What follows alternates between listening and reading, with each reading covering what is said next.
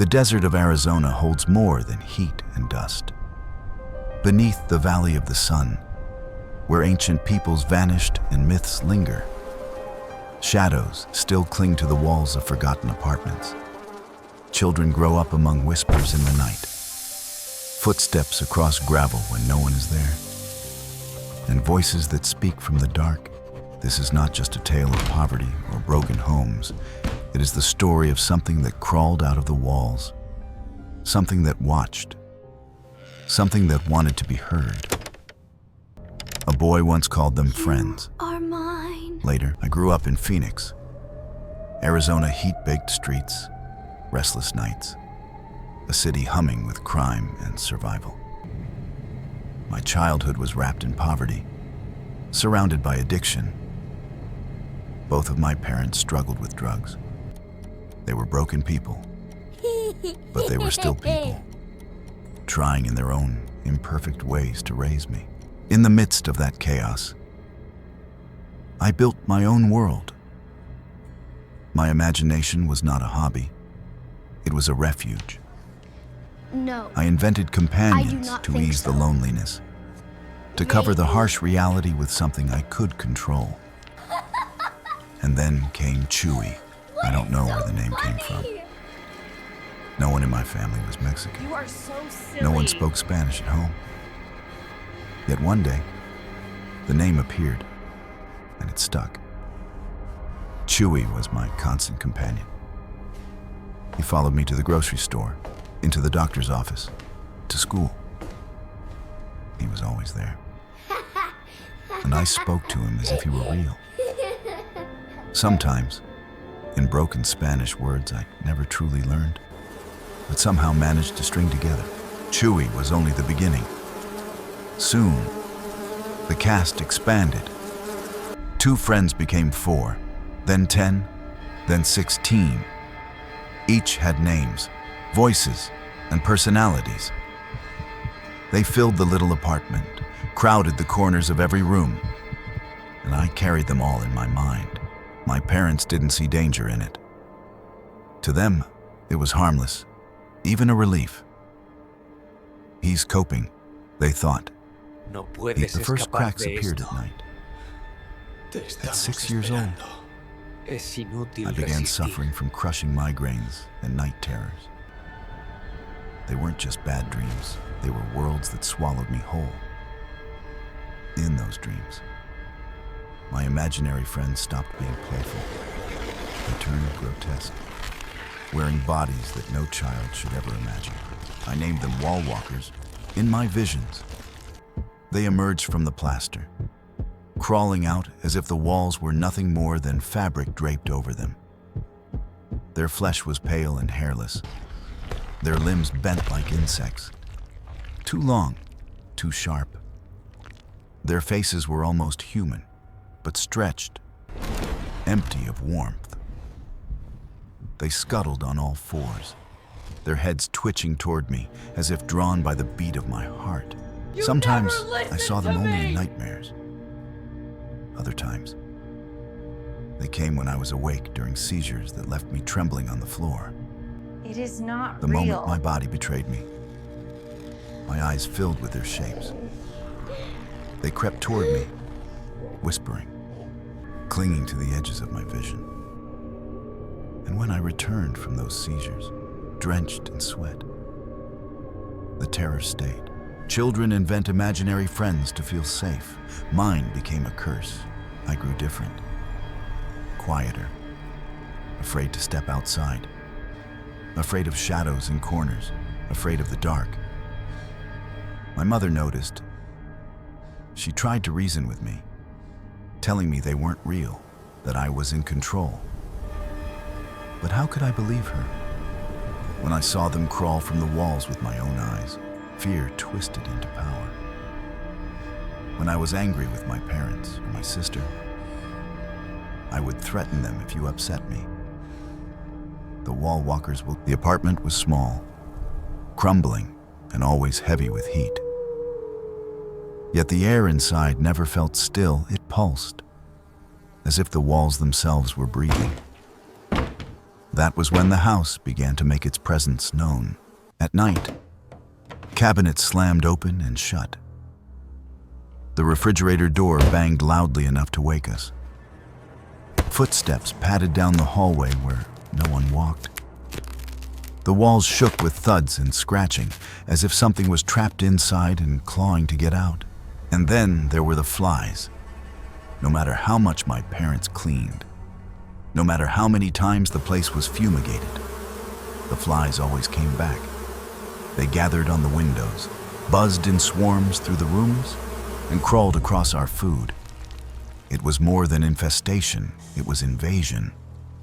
Once, maggots rose from beneath the carpet in white clusters, writhing across the floor. They weren't beetle larvae. They were the children of flies, born where no life should exist. The bathroom became the worst place of all. One day, barely old enough to understand the door locks, I went inside and found myself trapped. Oh, that's cold. The door was sealed shut. No latch had turned. No key had been used. Yet for over an hour, I pounded, cried, screamed into the echoing tiles until someone finally returned home and opened it with ease. That room stayed stained in my memory. A place where fear rooted deep. Later, when I had just begun taking showers on my own, I learned the bathroom's true horror. Steam rose around me as I scrubbed my hair, the water nearly scalding. Then, without warning, the warmth It's all right. vanished. Everything's gonna be okay. Cold like winter struck my body, freezing me in place. The air thickened, and an instinct forced me to turn. Through the blur of steam, I saw it, a white figure, mist shaped like a human form, peering around the shower curtain with eyes that weren't eyes at all. The moment I locked onto it, when life in our apartment became unbearable, my only refuge was my grandmother's house. It was quieter there, cooler, filled with the smell of old wood and laundry soap. She kept a small room for her grandchildren, a space meant to be safe. On the wall, she displayed a few old dolls. They were porcelain, dressed in lace, with painted eyes that seemed to follow you across the room. I'd never feared dolls before. But one night, lying in bed under the dim glow of a hall light, I watched a single beam fall across one doll's face. Its glass eyes glittered strangely.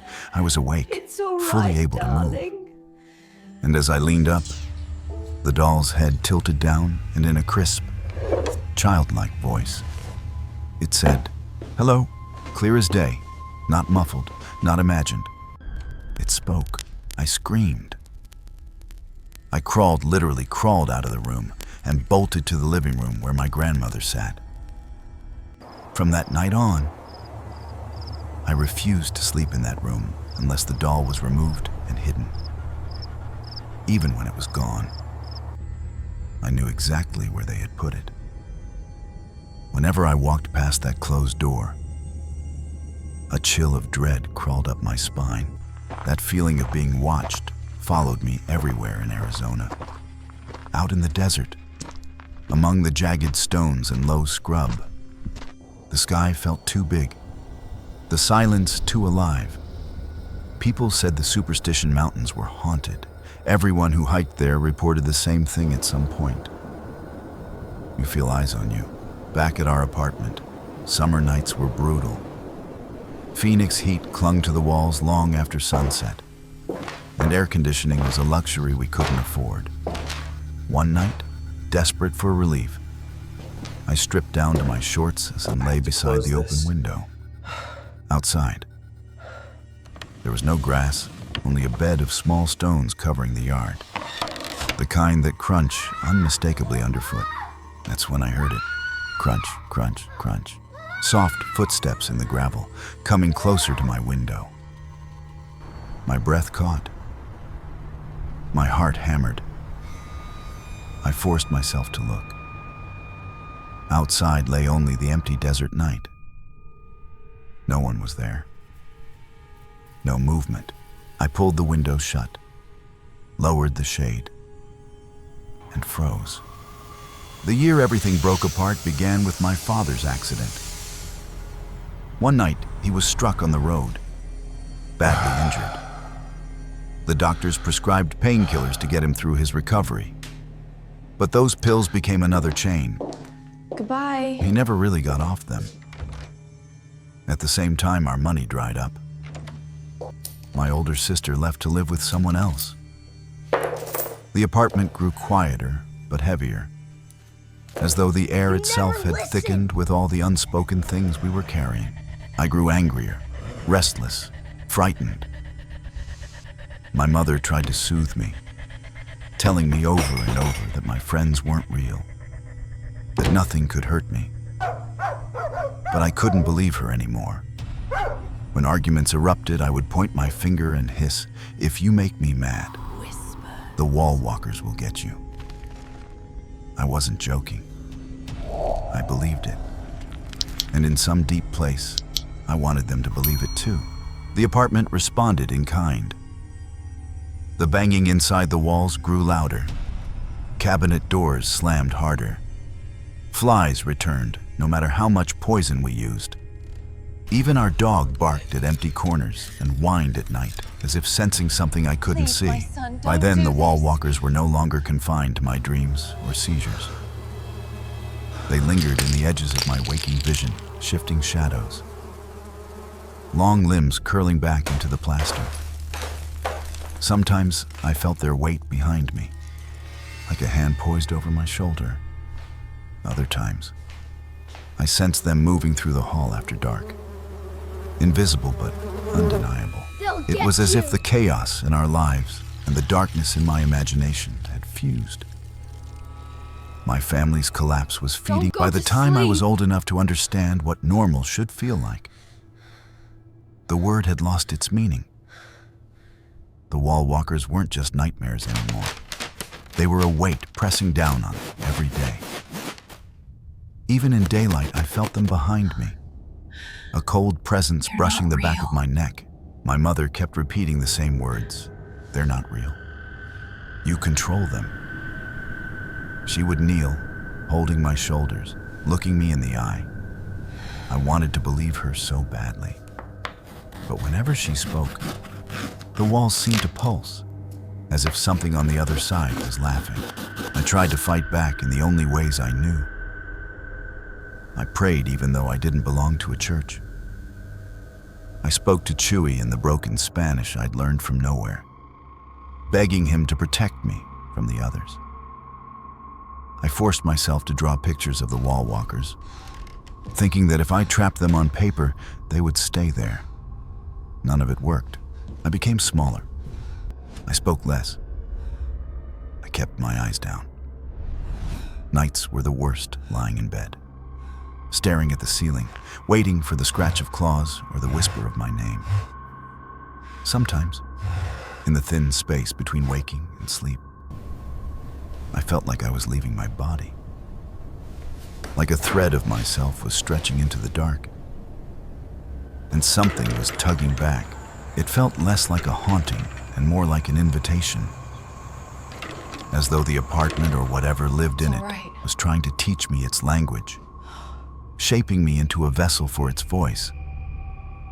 I began to think of myself not as a boy who was haunted, but as a bridge. I told no one, not my teachers, not my few friends at school. I buried it all inside. Because how do you explain something you don't understand yourself? I left Phoenix as soon as I was old enough. New towns, new jobs, and new apartments, on paper. I escaped. But memories don't pack up and stay behind. Sometimes in a quiet room, or in the hush before sleep, I still hear the faint crunch of gravel, or feel the cold rush that used to come before something stepped out of the wall. As an adult, I read more about Arizona's past, about the Hohokam who disappeared, about the myths surrounding the Superstition Mountains, about the endless reports of hauntings and sightings stretching back 1,000 years. The Valley of the Sun is full of stories like mine, Maybe that's all they are, stories. Maybe the land really does carry something older and darker than we can name. I don't call myself a believer in the paranormal, but I'm not a skeptic either.